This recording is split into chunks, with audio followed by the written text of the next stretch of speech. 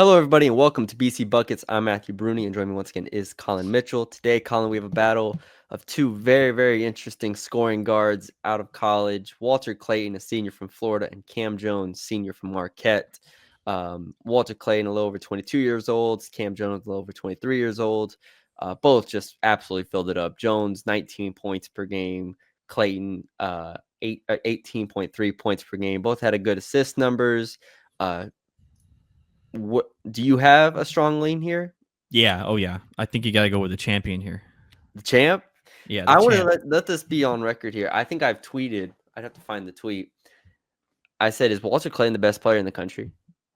I tweeted that out at some point I feel like I because he remember was that. so damn good So good. in the. I mean, even before the NCAA tournament, but in the NCAA tournament, like he was like hair on fire, like against Texas Tech, running around, hitting threes, running to the 3-point line, and then he did the same thing against Auburn, and it was just like, what is going on? He scored 34 against Auburn, 30 against Tech, and you're like, this is a madman here. So Yeah. I do agree. I do have Walter Clayton above Kam Yeah. And Jones. I think for me, it's significantly, I would say significantly higher just because when you watch him, like, yeah, he's 6'2" or 6'3", 6'3" with a 6'4" wingspan, but his shooting is just, it's instantly like, yeah, that's going to work in the NBA. And he plays well enough on defense. I think that he's going to be able to be neutral. And I think he's going to be a two guard or can be a two guard in the NBA. Whereas when you look at Kam, it's not like he's like, it's like when I watch Kam, I'm like, that's a really, really, really good college player. Yeah. I don't know how to explain that because yeah, he had the numbers. What was it, 19 a game? Yeah, 19 a Yeah, game. 19, 6 assists. 6 assists. Like isolation player, loves the pick and roll. I think he had a 38% assist percentage. Yeah, Yeah. 38% assist percentage. Like really, really good.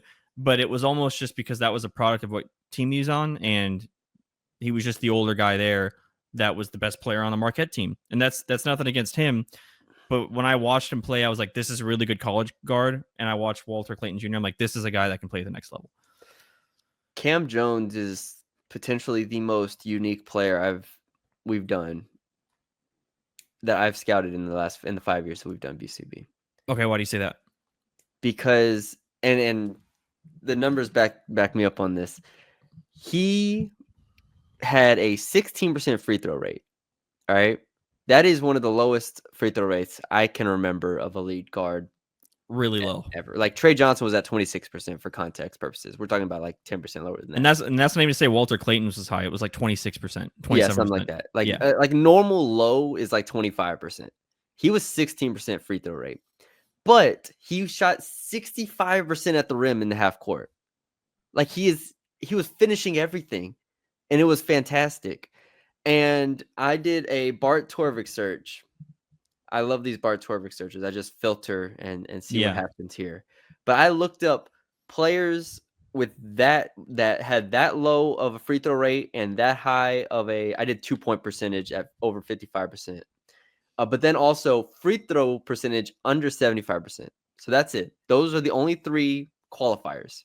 Mm-hmm. 2 names popped up. Kam Jones in 2024 and Kam Jones in 2025. And that is, as far as Bart Torvik goes, back to 2008. Yeah. Now, to be fair, that's also a high major only, so whatever. But like, those are the only 2 names that have ever come up because Mm-hmm. we've never seen someone that goes to the rim as much as he does, doesn't get fouled, but finishes at an incredibly high rate.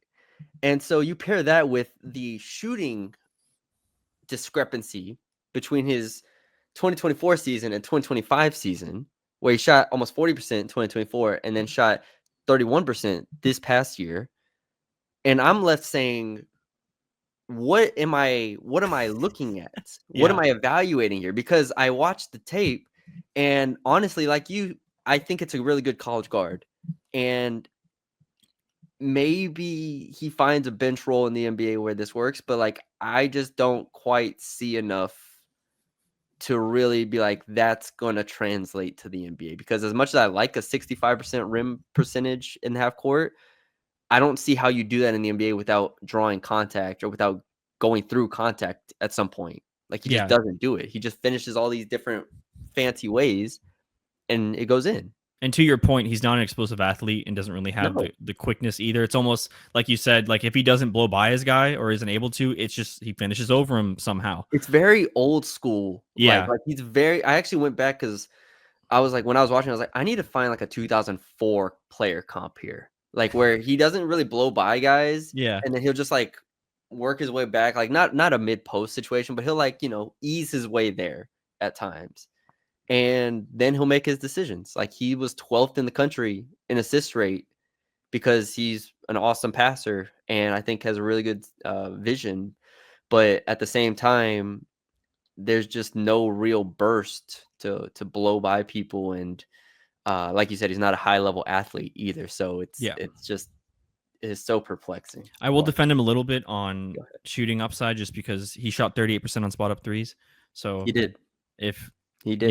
if you I want an don't off like the ball, form if you though. want an off ball six, yeah, I don't like the finish is weird. The finish is almost like a I I don't used under to shoot like there's a lot of I've coached kids that do that to where yeah. it kind of flicks. Yeah. Like, I've seen that a good amount of times. I've never seen it in an NBA draft prospect before, I don't think. Yeah, and it's almost like it's just unsettling almost when you watch It it. is 20% unsettling. 20% on off the dribble threes. Yeah, So that there you the off the go. dribble is never gonna come around Yeah. if that doesn't get fixed because it's not gonna So be consistent. He doesn't have time to load it up on the off the dribble situations. yeah, so those are the shooting points. And again, when you look at Walter Clayton Jr., it's like 3 level score.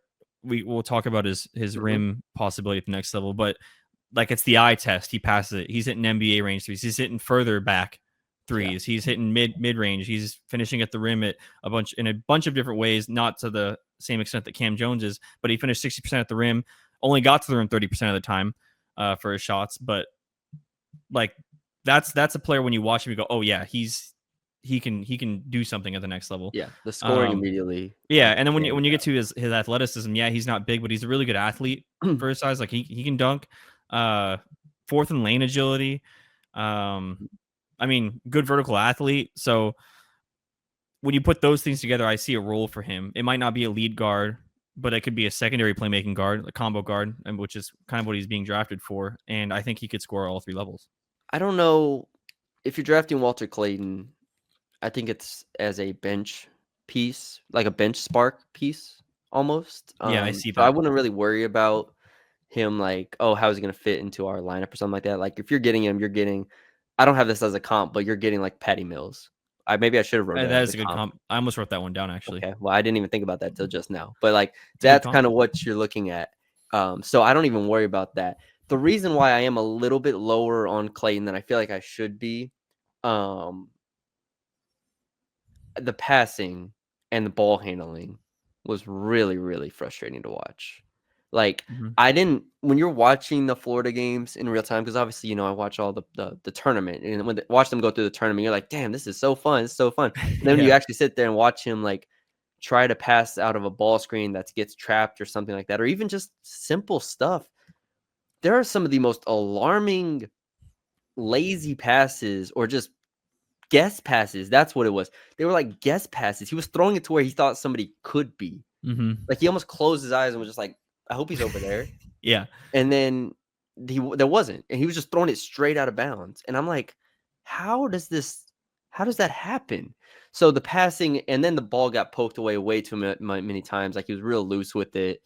Again, nobody's expecting to be like an initiator at the NBA level, but good Lord, you cannot turn the ball over the way he did. Yeah. No, I have that written down as well.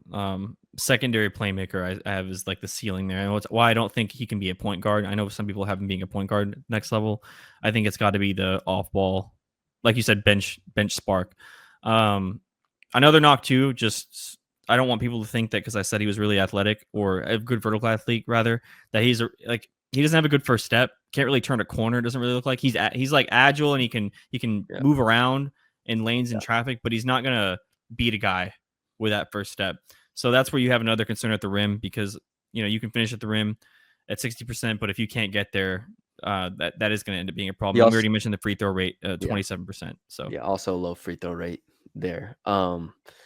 Yeah, it's again, he was really clutch for Florida though. Like if we go yeah, back to like yeah, I have written down has it factor. he Like yeah, he's gonna make shots when you need somebody to make shots, and that matters. And so that's where I'm like, I believe in him, and that's why I'm cool with having him as like a first round grade or like late first round grade, obviously. But I'm cool with it because I think there's enough teams that could take him, and he's not that small. Like he's not big, but he's not like again. Patty Mills was 6 feet tall in shoes, Yeah. probably. Like you're getting a Yeah. guy who I think actually has a little bit of defensive capabilities here, and can get on the court and make shots for you, and that's important. So Yeah, I think he's a very high floor player, low ceiling player. I agree. I So, agree. You ready to get to comps or anything else on Cam before we wrap it up here? for Good size, Cam. obviously. The decision making is very good, but I just don't see enough. I don't believe in the shooting Yeah, I enough. mean, I think for That's my thing. Cam, so much of it was in the pick and roll and isolation, Yeah. and I don't think that's ever going to happen in the NBA. So, what's his role going to be if he can't be the guy? And I don't Yeah. know what that is. Um, Comps. on to comps for my one for Cam sucks because I couldn't think of one because like you said he's so I odd. got for Cam, I got Jeremy Lin and Jeremy Lamb. I thought what's funny is I thought you said Jeremy Lamb at first instead of Jeremy Lin, and I was No, like, why do you Jeremy mispronounce that? Lin, a bigger. I tried to find bigger guards that could score it, but like weren't athletic, and I don't know, could kind of handle it a little bit. So Jeremy Lin is the one I kind of stuck with a decent Yeah, I amount. just did the cop out and put what everyone else put and put Shake Milton. My Walter Clayton Jr. one, Fred Van Fleet, Okay. and Peyton Pritchard.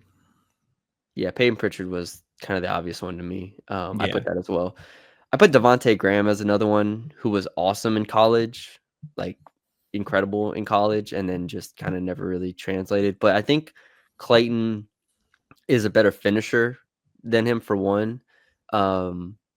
So there you have that. I think he's more of a well-rounded scorer than Devonte yeah. Graham was. So yeah, you get the Peyton Pritchard aspect of it. I think that's what you're hoping for. You're hoping for a guy that can just come in and shoot the hell out the ball and give you a little bit defensively and not be a liability. So yeah. All right. Thank you all for joining us. Leave us a like, comment, share, subscribe if you haven't already. Let us know what you think down below, and we will talk to y'all later.